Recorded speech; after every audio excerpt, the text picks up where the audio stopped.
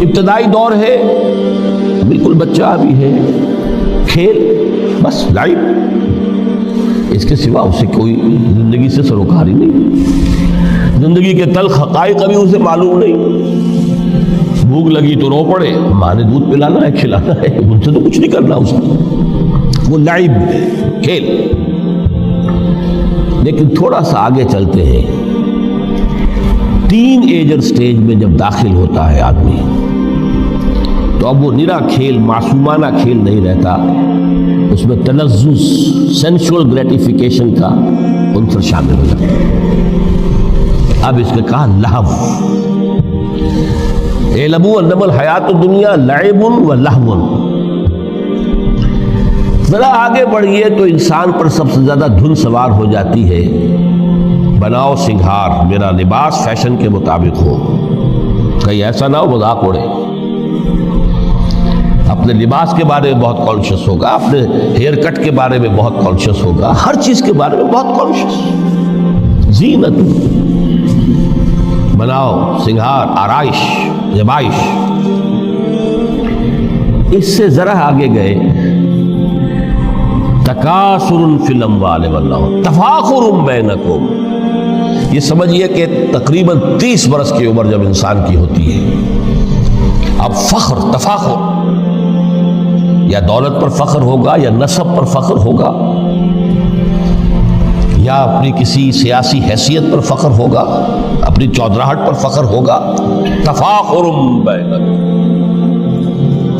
جس میں جان میں چونکہ توانائی ہوتی ہے، قوت ہوتی ہے۔ لیکن اس کے بعد جب عمر ڈھلی، بڑا ریئلسٹک ہو جاتا ہے انسان۔ پھر یہ جو چوتھی سٹیج تھی، اس میں تو یہ کہ مونچھ نیچی نہ ہو، چاہے سب کچھ میں اپنا خرچ کر دوں، داؤ پہ لگا دوں، لیکن مونچھ نیچی نہیں ہوگی۔ آخری سٹیج وہ ہوتی ہے کہ پھر ہوکا لگ جاتا ہے آدمی کو، تکاثر فی الاموال والاولاد، مال اور اولاد کی کثرت کثرت کثرت۔ اب یہ ہوتا ہے کہ مونچھ نیچی کیا، مونڈ بھی دی جائے تو کوئی حرج نہیں، مال آنا چاہیے، ویری ریئلسٹک۔ اور اسی حال میں انسان ہوتا ہے۔ آخری پارے کی صورت نے پھر اس میں ایڈ کر کے اس کے اوپر مہر لگا دی، الہاکم التکاثر حتی زرتم المقابر۔ یہ تکاثر جو ہے پیچھا نہیں چھوڑتا۔ اتنی دولت بھی ہے کہ آپ کی 10 نسلیں کھا سکے اطمینان سے بیٹھ کر، تب بھی صبر نہیں ہوتا۔ بڑے میاں کی ٹانگیں جو ہے وہ قبر میں لٹکی ہوئی ہیں، لیکن تکاثر جو ہے، تکاثر مال، وہ پیچھا نہیں چھوڑتا۔ حتی زرتم المقابر، یہاں تک کہ قبر تک جاؤ، قبر میں اتار دیا جائے، جب تک ٹانگیں صرف لٹکی ہوئی ہیں اس وقت تک نہیں۔ اس کے بعد تشبیہ دی ہے کہ یہ حیات دنیاوی کا جو ایک سائیکل ہے، اعلموا انما الحیات الدنیا لعب و لہو و زینت و تفاخر بینکم و تکاثر فی الاموال والاولاد۔ اب اس کو کمپیئر کیا ہے پلانٹ کنگڈم میں جو سائیکل چل رہا ہے۔ یہ ہمارا سائیکل ہے 60-70 برس کا، بچہ پیدا ہوا، خوشیاں منائی گئی، پھر وہ لڑکپن سے، پھر ٹین ایجر سٹیج سے، پھر جوانی ہے، پھر ادھیڑ عمر ہے، اور پھر بڑھاپا ہے، اور پھر قبر میں اتارا جانا ہے۔ لیکن یہ کہ پلانٹ کنگڈم میں سائیکل چلتی ہے، کمثل غیث اعجب الکفار نباتہ ثم یہیج فتراہ مصفرا ثم یکون حطاما۔ یہ 4 سٹیج ہے۔ جیسے بارش برستی ہے تو سبزہ نمودار ہوتا ہے، اور کاشتکار کو بڑا اچھا لگتا ہے، اس نے بیج بویا تھا، اس نے محنت کی تھی، اس نے ہل چلایا تھا، اعجب الکفار نباتہ، اس کو بہت اچھا لگتا ہے، دل باغ باغ ہو جاتا ہے۔ جیسے آپ کے یہاں بیٹا ہوا، پوتا ہوا، خوشیاں مناتے ہیں آپ۔ کمثل غیث اعجب الکفار نباتہ ثم یہیج، پھر وہ فصل اپنی پوری قوت کو پہنچتی، فصل لہرا رہی ہے، فتراہ مصفرا، پھر وہ زرد ہو جاتی ہے، وہ ہریاول اب ختم ہوئی ہے، اب فصل پک گئی ہے، اب وہ زردی پر آ گئی ہے۔ ثم یکون حطاما، پھر وقت آتا ہے، اگر وہ خضرو گھاس ہے تو پھر وہ چورا چورا ہو کر پھر وہ مٹی میں مل جاتی ہے، اور اگر فصل ہے تو کھیتی کٹ گئی، اس کے بعد کیا رہ گیا وہ چورا ہی رہ جاتا ہے باقی۔ یہ لائف کا سائیکل چل رہا ہے، 3 مہینے کا ہو، 4 مہینے کا ہو، یہ ہے پلانٹ کنگڈم کا، وہ ہے سائیکل انسانی زندگی کی۔ اب فرمائی ٹیپ کی بات جو ہے، وَفِي الْآخِرَةِ عَذَابٌ شَدِيدٌ وَمَغْفِرَةٌ مِّنَ اللَّهِ وَرِضْوَانٌ۔ دیکھو دنیا کی زندگی تو ان سٹیجز سے ہو کر گزری جانی ہے، جو پیدا ہوا ہے اس پر بڑھاپا بھی آئے گا، موت بھی آئے گا۔ کل نفس ذائقۃ الموت، جو سورہ آل عمران کی 185ویں آیت کا پہلا جملہ تھا۔ ہر انسان کو جو پیدا ہوا موت آنی ہے۔ اب یہ ہے کہ وہ کہیں آپ نے محل میں گزار لی زندگی، کسی کٹیا میں گزار لی زندگی، کسی کی فٹ پاتھ پر گزر گئی زندگی، زندگی گزر جاتی ہے، گزرتی ہے، اور ان 5 سٹیجز میں سے ہو کر گزرتی ہے۔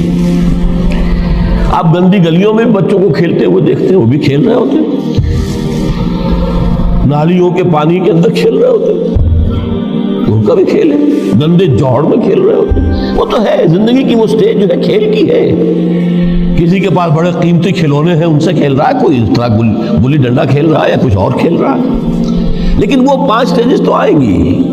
اعلموا انما الحیات الدنیا لعب ولہو وزینۃ وتفاخر بینکم وتکاثر فی الاموال والاولاد کمثل غیث اعجب الکفار نباتہ ثم یہیج فتراہ مصفرا ثم یکون حطاما وفی الآخرۃ عذاب شدید ومغفرۃ من اللہ ورضوان۔ آخرت میں جا کر یہ بائیفرکیشن ہو جانی ہے، یا تو شدید عذاب اور یا اللہ کی مغفرت اور رضا۔ Now the choice is yours، اما شاکرا و اما کفورا، فیصلہ تم خود کر لو۔ وما الحیات الدنیا الا متاع الغرور، یہاں بھی آخری الفاظ وہ ہے کہ دنیا کی زندگی دھوکے کے سوا کچھ نہیں۔ کیوں؟ اگر تو دنیا کی زندگی میں گم ہو گئے، جیسے کہ اقبال نے کہا ہے کہ کافر کی یہ پہچان کے آفاق میں گم ہے، اور مومن کی یہ پہچان کے گم اس میں ہے آفاق۔